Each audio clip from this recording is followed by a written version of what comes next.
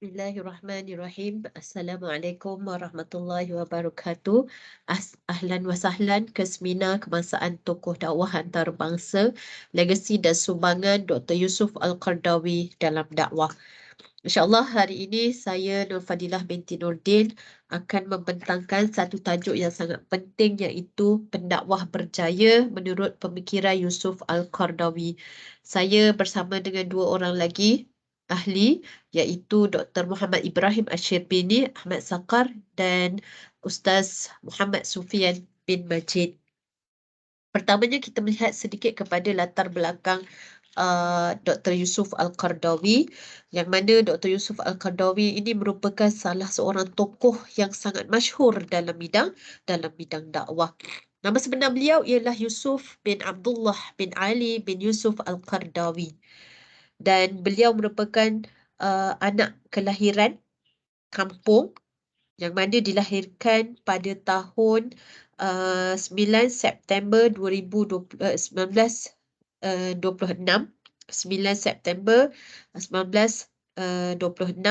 di Desa Sofat At-Turab, Mahalah Al-Kubra, Negeri Ghorbiyah di Mesir, dan beliau wafat pada 26 September 2022. Dari sudut kelayakan dan juga kelulusan, beliau berkelulusan dalam bidang usuluddin di Universiti Al-Azhar. Kemudiannya beliau menyambung pengajian pada tahun 1952 hingga tahun 1953 dalam bidang bahasa Arab, dan dalam masa yang sama juga dalam pendidikan. Dan juga beliau mendapat pangkat kelas pertama sepanjang tempoh pengajian. Kemudiannya pada tahun 1960 beliau dah berjaya menamatkan pengajian di peringkat ijazah dalam bidang tafsir dan juga hadis. Kemudiannya beliau merancang untuk menyambung pengajian di peringkat Doktor Falsafah setelah melihat kegawatan politik yang berlaku di Mesir. Dan pada tahun 1973, Alhamdulillah beliau berjaya memperoleh ijazah Doktor Falsafah dengan kepujian yang mana tesisnya yang bertajuk Fiqh Zakat. Serba sedikit berkaitan dengan latar belakang Dr. Yusuf Al-Qardawi. Kemudiannya kita ingin melihat bagaimanakah ciri-ciri pendakwah berjaya yang disebutkan oleh Dr. Yusuf Al-Qardawi. Tetapi sebelum itu adalah lebih baik kita melihat kepada definisi dakwah menurut pandangan beliau. Definisi dakwah menurut pandangan beliau, yang mana Dr. Yusuf Al-Qardawi menjelaskan bahawa dakwah itu ialah satu usaha. Satu usaha kita nak bawa orang lain, kita nak bawa umat Islam ini pergi ke agama Islam, supaya semua umat Islam ini mengikut ajaran yang sebenar, mengikut petunjuk Islam yang sebenar. Dengan cara yang macam mana? Dengan cara melaksanakan segala ketetapan Islam di muka bumi Allah Subhanahu wa Ta'ala ini. Tetapi asasnya bagi Dr. Yusuf Al-Qardawi, nak jadi pendakwah yang berjaya ini perlu kuat dan ikhlas dalam melaksanakan kerja-kerja dakwah. Perlu kuat dan ikhlas dalam melaksanakan kerja-kerja dakwah. Kerana bagi Yusuf Al-Qardawi, penerimaan dakwah ini kadang-kadang dia bersifat positif, kadang-kadang dia bersifat negatif. Makanya pendakwah perlu ada elemen-elemen kuah dalam melaksanakan kerja-kerja dakwah dan juga ikhlas. Sebab tu Allah sebut wa ma umiru illa liya'budullaha mukhlishina lahuddin. Baik, dan dalam masa yang sama Dr. Yusuf Al-Qardawi juga melihat bahawa penting bagi seorang pendakwah itu dia menentang kepada kejahilan. Yang pertama, yang kedua menolak hawa nafsu, dan juga kerosakan yang berlaku di muka bumi Allah ini. Maka perlu ada benteng pertahanan. Apakah dia benteng pertahanan yang disebutkan oleh Dr. Yusuf Al-Qardawi? Maka kita lihat tiga perkara ini. Tiga perkara ini yang menjadi benteng bagi seorang pendakwah ialah iman, yang keduanya ialah akhlak, dan yang ketiganya ialah ilmu. Bagi Yusuf Al-Qardawi, iman itu dia menjadi asas kepada semua senjata-senjata yang boleh merosakkan hidup manusia. Baik, yang keduanya rentetan daripada iman yang mantap tadi, maka kita akan melahirkan akhlak. Dengan akhlak ini sebenarnya menurut Yusuf Al-Qaradawi, akhlak ini ialah buah kepada keimanan yang sebenar.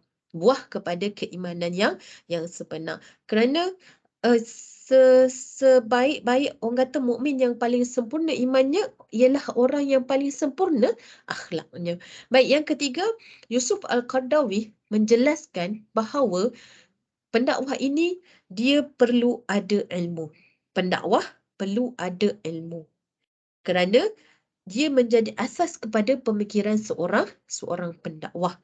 Dan kerja dakwah ini dia satu proses memberi. Kerja dakwah ialah satu proses memberi. Kerja dakwah ialah satu proses kita berinfak.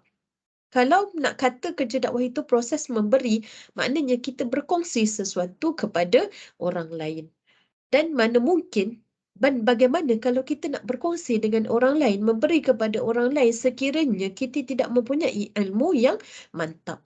Makanya Yusuf Al-Qaradawi menuntut supaya pendakwah ini perlu menguasai banyak bidang. Di antaranya ialah ilmu berkaitan dengan ilmu agama. Ilmu berkaitan bahasa dan juga kesusasteraan. Ilmu saintifik, ilmu sejarah, ilmu sosiologi, ilmu geografi dan banyak lagi bidang-bidang lain yang perlu dikuasai bagi seorang pendakwah. Baik, dalam konteks ini, umat Islam, para pendakwah menjadikan Yusuf Al-Qaradawi sebagai model pendakwah yang berjaya. Model pendakwah yang berjaya. Kerana apa?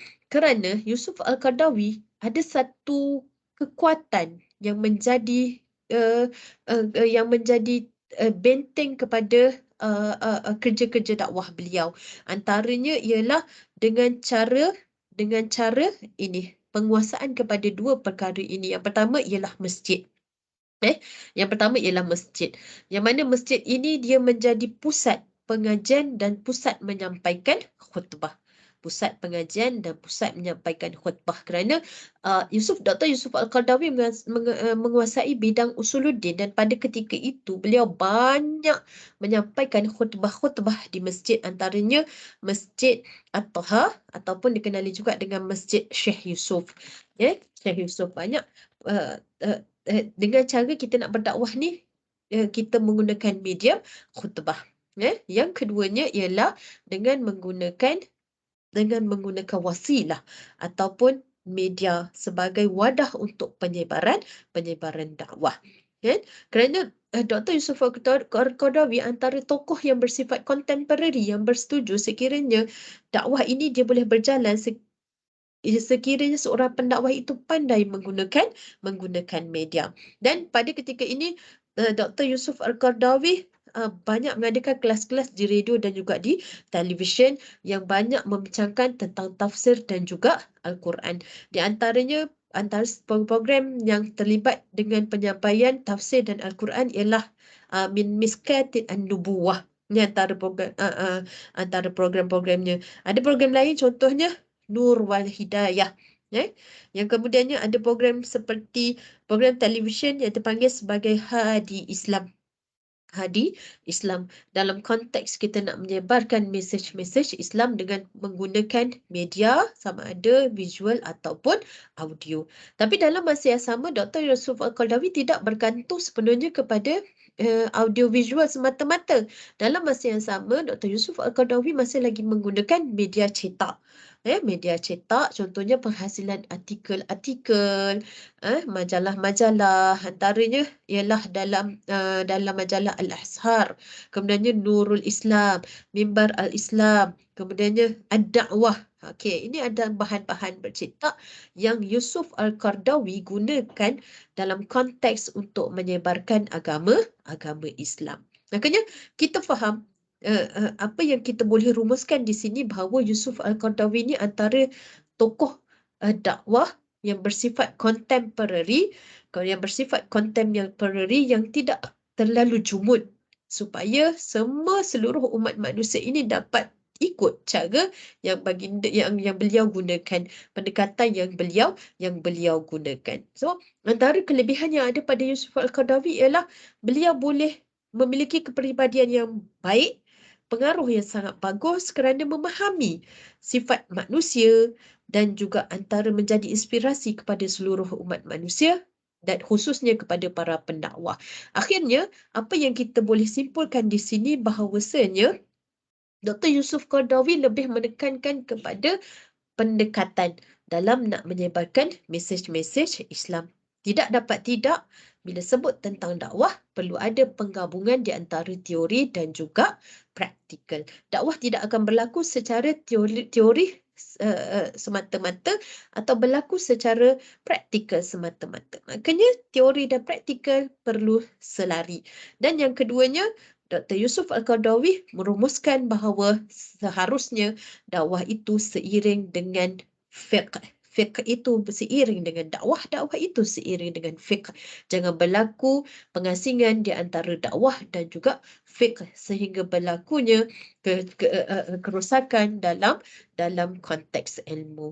Ini cukup sahaja, setakat ini sahaja kita melihat kepada ciri-ciri pendakwah yang berjaya menurut pemikiran Yusuf Al-Qaradawi. Saya akhiri perbincangan kita pada pembentangan kita pada hari ini dengan aqulu qawli hadza wa billahi taufiq wal hidayah. Wassalamualaikum warahmatullahi wabarakatuh. Sekian, terima kasih.